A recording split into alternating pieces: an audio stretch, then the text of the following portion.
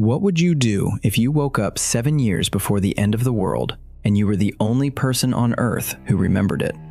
Not a dream, not a feeling, a memory. The smell of the dust, the silence of a city where no engine has run in months, the weight of a dying dog in your arms while the sky above you is the color of an old wound. What would you do with 7 years if you knew, with absolute certainty, the exact day the lights would go out for the last time? Who would you call first? Who would you save? Who would you let go? My name is Luna, and I have spent more time than I care to admit walking beside men and women who were given impossible second chances. Some of them used those chances well. Some of them broke under the weight of knowing. But there is one story I keep coming back to, because of all the regressors I have ever watched. This one understood something the others did not. He understood that you cannot save everyone. He understood that the gift of memory is not a sword. It is a list. A small, painful, beautiful list of names you can carry in your pocket. And on the day the world ends, you will be measured not by how many you saved, but by whether you remembered to look the right people in the eye while there was still time. His name was Zane Hunterfold. He was 33 years old when the world ended the first time. He was 33 years old again when he opened his eyes 7 years earlier and realized he was the only soul on this planet who knew what was coming. And before I tell you what he did with those 7 years, before I tell you about the bunker, the 200 souls, the radio signal from the second regressor, before any of that, you need to understand what he was running from. Because the end of the world did not come from war. It did not come from disease. It came from something quieter. Something that lived in the air for months before anyone noticed it, and by the time the scientists understood, there was no one left to tell. But that is the end of the story. Let me take you back to the beginning, to a man kneeling in the dust of a city that no longer had a name, holding the only living thing he had left. The city used to be called by a name. Zane could not remember which name. After 30 years of collapse, the names of cities had become less useful than the shapes of the ruins. He knew this place by its skyline, the 2 leaning towers in the east, the cathedral with its missing roof, the river that ran black because nothing alive lived in it anymore. He had walked through this city when he was a boy. His grandfather had brought him here once, to a baseball game, and Zane had spilled soda on his shirt, and his grandfather had laughed and said it was a baptism. That was 40 years ago. The stadium where they had sat was now a crater filled with ash. Zane was 33. He looked 60. His hair, what was left of it, was gray, and his hands shook when he held anything heavier than a cup. He had not eaten in 4 days. He had not seen another living human in 3 years. The last human he had seen was a woman named Petra, who had walked west looking for a colony she had heard about on a radio that no longer worked. Zane had given her his last can of beans and his blessing. He did not know if she found the colony. He suspected she had not. Nobody found anything anymore. But Zane was not alone. In his lap, breathing in small, ragged pulls, was a golden retriever named Baron. Baron had been a puppy once. Zane could still remember the day, 26 years ago, when his sister Cora had brought home a squirming bundle of fur from a shelter in their old neighborhood and announced that this was the new family member and nobody had a vote. Baron had been Cora's dog for the first year. Then he had been the whole family's dog. Then, after the collapse, when Cora was gone and the family was gone and there was nothing left but a few survivors stumbling between ruins, Baron had become Zane's dog. They had walked together across what was left of 3 countries. Baron had been with him for every winter, every fire, every dawn that came up gray instead of gold. Baron was 26 years old. Golden retrievers do not live to 26. Zane was not stupid enough to think Baron's longevity was natural. Something about the world after the fall had bent the rules. Things lived longer when they should have died, and things died sooner when they should have lived. Baron had stayed alive because Zane needed him to stay alive, and because Baron, in some way Zane could not explain, had decided he was not going to leave first. But now, in the cold of what might have been autumn, in a city without a name, Baron was finally leaving. Zane held him. He stroked the gray fur around Baron's ears.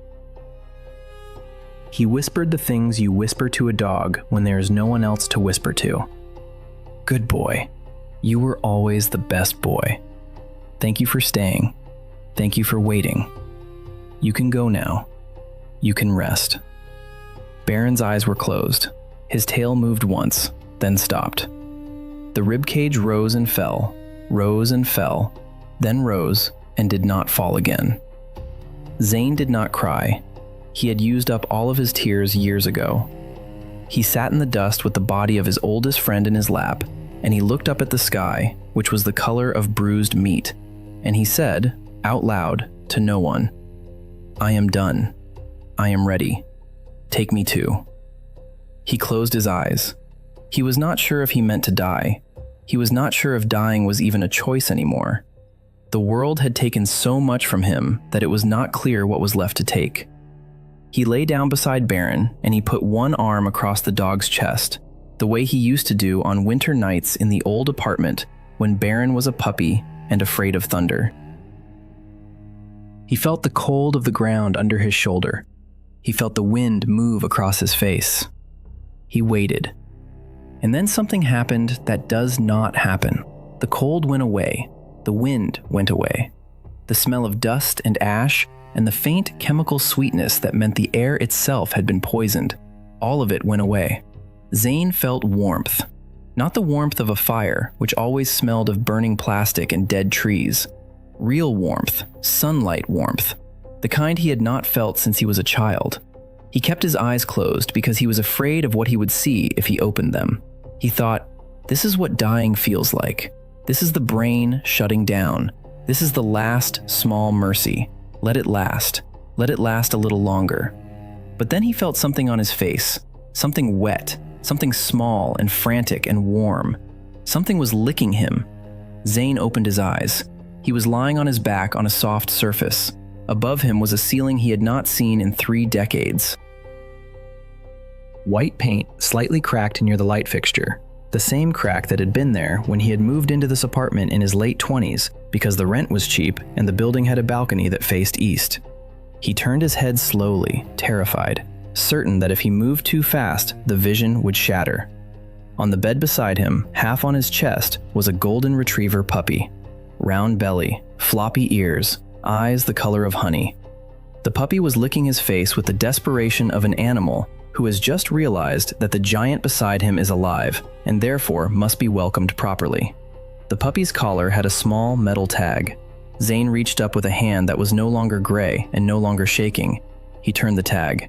The name engraved on it was Baron. Zane Hunterfold made a sound that was not a word and was not a scream and was not a sob. It was something in between, the sound of a soul rearranging itself. He pulled the puppy to his chest and he held him there, and Baron, who did not understand anything except that this human smelled good and seemed to need a great deal of attention, settled in and began to chew gently on Zane's earlobe.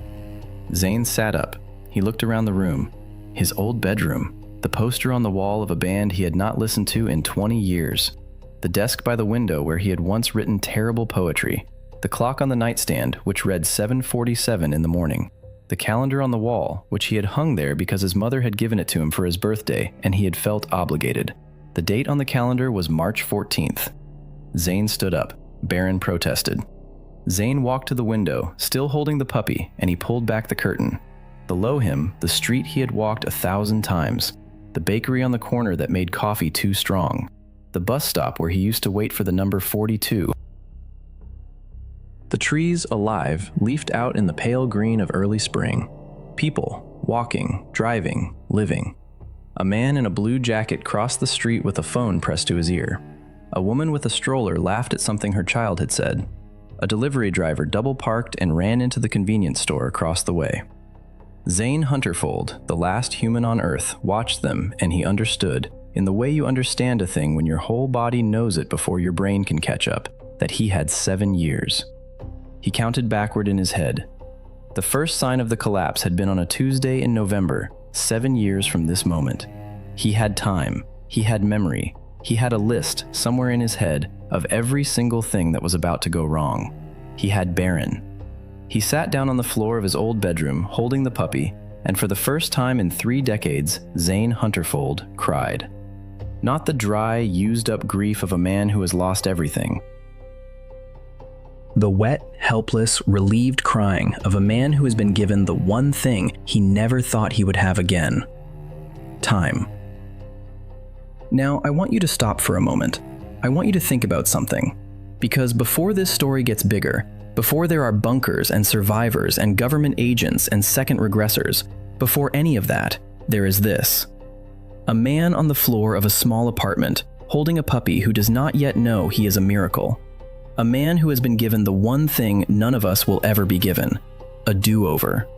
And the first question he asks himself, before he asks anything else, is not, how do I save the world? It is not, how do I get rich? It is not, how do I become powerful? The first question Zane Hunterfold asks himself, sitting on that floor with Baron in his arms, is, who do I call first? Think about that, because that question is the whole story. He sat there for almost an hour. Baron eventually fell asleep against his chest, the small body rising and falling with the easy breath of a creature who has never known fear. Zane listened to the sounds of the building, the pipes ticking as the heat came on, somebody's television murmuring through the wall, footsteps on the floor above him. Footsteps. Living footsteps. Somebody walking around their apartment, doing whatever it is people do at 8 in the morning on a Tuesday in March. Margaret. Her name was Margaret Holloway. She lived in the apartment directly above his. She was 61 years old in this moment, a retired school teacher, a widow, the kind of neighbor who left a plate of cookies outside your door at Christmas and apologized for the noise when she vacuumed on Sunday mornings, even though her vacuuming was the quietest thing in the building. Zane had spoken to her maybe a dozen times in the 3 years he had lived in this apartment. He had nodded at her in the hallway. He had held the door for her when she came in with groceries. He had not, in any meaningful sense, known her. 6 months from this moment, in the early hours of a Wednesday in September, 3 men would break into Margaret Holloway's apartment looking for cash and prescription medication. Margaret would wake up. She would scream. The men would panic. They would not mean to kill her, but they would kill her. And Zane, sleeping 1 floor below, would hear nothing, because the building was old and the floors were thick. And he would learn about Margaret's death the next morning from a police officer in the lobby. He would feel sad for about a week. He would attend her funeral because nobody else from the building would, and he would discover, listening to the eulogy, that Margaret had been a Peace Corps volunteer in her 20s and had once met a famous folk singer at a protest in 1968. He would think, I wish I had known, and he would forget her within a year. That was the first time. This was the second. Zane stood up. He carried Baron to the kitchen, which was exactly as he remembered it, down to the chipped mug in the sink. He found a bowl. He filled it with water. He set Baron down, and Baron, recognizing this ritual without having performed it yet in this timeline, began to drink with the noisy enthusiasm of a puppy who has decided water is a wonderful invention. Zane opened a drawer. He took out a pen and a piece of paper. He sat down at the kitchen table, and he began to write a list. The first name on the list was Margaret Holloway.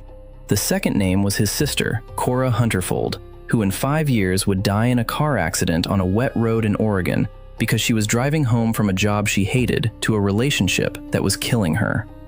The accident was technically not her fault. But Cora, in the months before her death, had been so exhausted, so used up by a man Zane had despised but had never said anything about, that her reflexes were slow and her attention was thin, and the truck that hydroplaned into her lane caught her 3 seconds before she would have caught it. Zane had been the one to identify the body. He had not spoken to Cora in 6 weeks at the time of her death because of a stupid argument about Christmas plans. He had spent the next 30 years carrying that 6 weeks in his chest like a stone. The third name was Dr. Elias Renner. Zane had never met Dr. Renner in his old life, but 3 years from this moment, Dr. Renner would publish a paper in an obscure journal about an unusual atmospheric reading in the upper troposphere. The paper would be ignored, Renner would be ridiculed, he would lose his university position and would die, 4 years after that, of a stress-induced heart attack at the age of 52. After the collapse, when the survivors began to piece together what had actually happened to the world, somebody would find Renner's paper in an archive, and they would understand that he had seen it coming, and that nobody had listened, and that he had died believing he was a failure. The fourth name was Professor Iris Vance. Vance was a climatologist at a small university in the Northwest. She had also published warnings. She had also been ignored. She had survived the first 2 years of the collapse and had run a small camp of about 40 people in the mountains before a raid by a group of armed scavengers had ended her camp and ended her. Zane had heard about her from another survivor years later. He had thought even then that if there had been more people like Vance, the collapse might have been survivable. The fifth name was a child. A boy named Thomas Bregg, who in 2 years would be 6 years old, would be walking home from school in a city Zane had never visited and would be hit by a drunk driver. Zane did not know how he knew this. He had read it in a news article years ago before the collapse. The article had been about the driver, who had been the son of a wealthy man and who had served almost no time. Zane had not remembered the article for any specific reason. It had just stuck. The boy's name had stuck. Thomas Bregg, 6 years old. A small obituary photograph with a gap in his front teeth. Zane wrote the names. He wrote them slowly, in careful handwriting, because he understood that this list was the most important document he would ever produce. He wrote them on a piece of printer paper with a cheap blue pen at a kitchen table in an apartment that he had once thought of as small and would now think of as a temple. By the time he was finished, there were 47 names on the list. Some of them he could save with the phone call. Some of them would require years of careful preparation. Some of them he was not sure he could save at all. But every single name on the list was a person he had failed the first time. Every single name was a debt. He looked at the list for a long time. Then he put down the pen. He picked Baron up. Baron was a warm, sleepy weight in his arms. Zane carried him into the living room. He sat down on the couch. He turned on the television, which was running a morning news program he had not watched in 30 years.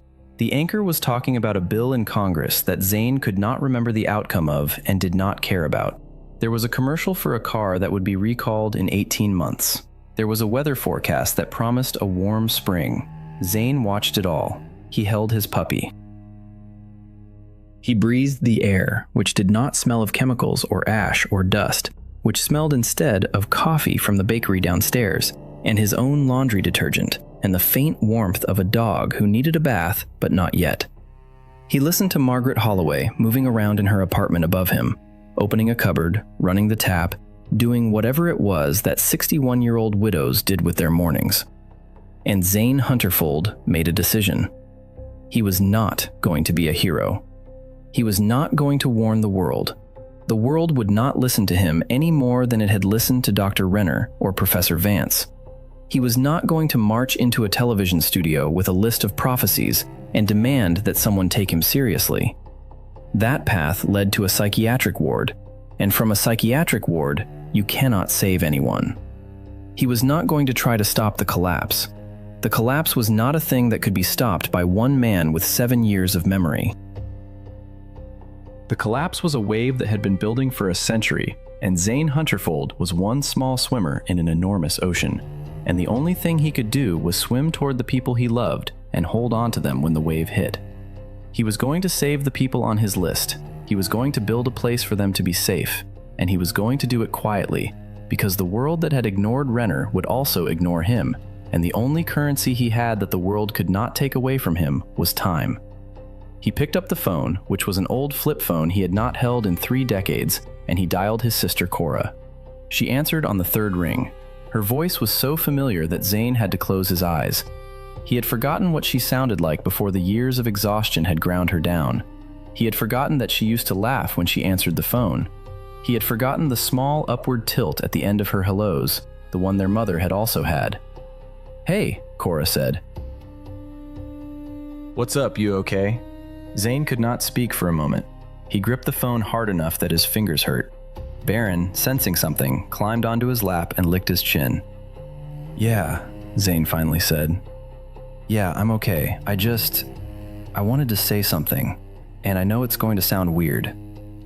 "Okay," Cora said, in the careful voice she used when she thought her brother was about to confess to something embarrassing. Zane took a breath. He said, "I love you. I know I don't say it. I know we had that stupid fight about Mom's birthday last month, and I haven't called you since. I'm sorry. I love you. You are the most important person in my life, and I have been a bad brother, and I am going to be a better one, starting now. Okay. There was a long silence on the other end of the line. Then Cora said, very softly, Are you dying? No, Zane said. And for the first time since he had opened his eyes that morning, he laughed. It was a real laugh, surprised out of him by his sister's perfect, predictable Cora-ness. No, he said, I am not dying. I am the opposite of dying. I had a dream last night. A really bad dream. And I woke up and I realized I have been wasting time. So I am calling you to tell you I love you. And I am going to call you tomorrow and the day after that. And I want you to come visit me this weekend. Can you do that? Can you come this weekend? Another silence. Then Cora said, in a voice that was trying very hard not to crack, Yeah, I can come this weekend. Are you sure you're okay? I am better than okay, Zane said. I will see you Saturday. Drive carefully. I love you. He hung up. He sat on the couch with Baron in his lap and the phone in his hand, and he understood, with a clarity that he had never felt in either of his lives, that he had just done the single most important thing he was ever going to do. Not the bunker he would build, not the 200 souls he would save, not the radio signal from the second regressor that would change everything. None of that. The most important thing he was ever going to do in either timeline was tell his sister he loved her on a Tuesday morning in March while she was still alive to hear it. And now I want to stop the story here, because I, Luna, who have walked beside many regressors and many second chancers and many people given impossible gifts, I want to ask you something. I want you to do something for me. I want you to think of one person, just one, somebody you have not called in too long, somebody whose voice you have started to forget, somebody you had a stupid fight with about a birthday or a holiday or something nobody can even remember the substance of anymore. Somebody who is still alive, today, in the same world as you. Somebody you will, one day, hold for the last time, whether you recognize it as the last time or not. You do not have 7 years of foreknowledge.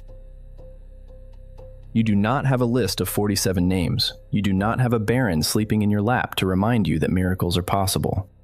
What you have is something smaller and quieter and infinitely more valuable. You have today. You have the rest of this afternoon. You have a phone in your pocket and a number you have not dialed. Zane Hunterfold needed to die in a poisoned city and wake up 7 years earlier before he understood what you can understand right now while you are listening to my voice. Do not wait for an apocalypse to teach you what your life is for. Do not wait for the second chance, because most of us do not get one. The first chance is the only chance, and the first chance is happening to you right now as you breathe. So when this video is done, when Luna has stopped talking and the credits have rolled and your screen has gone dark, I want you to make the call. Whoever it is, whatever the fight was, pick up the phone, tell them you love them, tell them you are sorry. Tell them you will see them on Saturday. Because the rest of this story, the bunker and the 200 souls and the day the sky turned red, all of it grew from a single phone call on a Tuesday morning in March. A man telling his sister he loved her. That was the seed. Everything else was just what grew from it. Now, let me take you forward. Let me take you to the day Zane Hunterfold met Dr. Elias Renner for the first time, in a coffee shop in a college town, holding a folder of predictions that Renner did not yet know would all come true.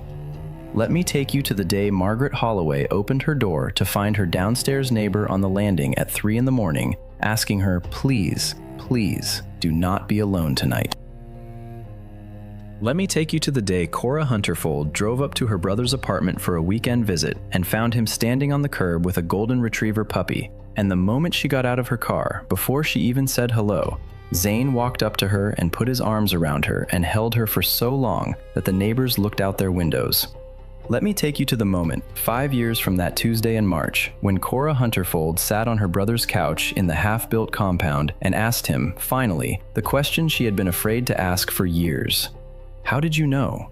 How did you know any of it? and Zane reached into his pocket and pulled out a piece of paper, folded so many times the creases had become soft, with 47 names on it in cheap blue pen, and he handed it to her, and he did on that first afternoon after he hung up the phone with his sister. Because what he did next was the smallest and the strangest and the most beautiful thing he did in any of those 7 years. He took Baron for a walk. He clipped a leash to the puppy's collar, he put on his shoes, he carried Baron down the stairs because Baron was too small to handle them yet, and he set him down on the sidewalk in front of the building, and he watched Baron sniff a piece of grass with the absolute concentration of a creature for whom grass is a new invention. Then Zane Hunterfold, the last man on Earth, walked his puppy around the block. He nodded at people he passed. He smiled at a woman with a stroller. He let Baron stop to investigate a fire hydrant. He felt the sun on his face. He felt the wind move the leaves of a tree he had walked past 1,000 times and never looked at. He breathed in the smell of bread from the bakery on the corner, and he understood, the way you understand a thing when you have lost it and been given it back, that this was paradise. That this had always been paradise. That every human being walking past him on this ordinary Tuesday morning was living inside a miracle and had no idea, and that the only difference between him and them was that he, just for now, just for a little while, could see it. He walked his dog, he went home, he started his work. But that, my friends, is a story for the next chapter. And before I tell you what was in the folder Zane handed to Dr. Renner, before I tell you what happened the night Margaret Holloway's door was supposed to break open, before I tell you about the government agent named Halden who started watching the compound in year 4 and the radio signal that came through in year 8 from a bunker on the other side of the continent, I need you to do the one thing this episode has been building toward. Make the call. I will be waiting for you in the next episode, and so will Zane. And so will Baron, who by then will be a full-grown dog, gray around the muzzle, but strong, sleeping at the feet of a man who once held him in the ruins of a city without a name and whispered, "You can go now," and was given, instead, the chance to say, "You can stay." This was Luna. The list is real. The time is now. I will see you on the other side.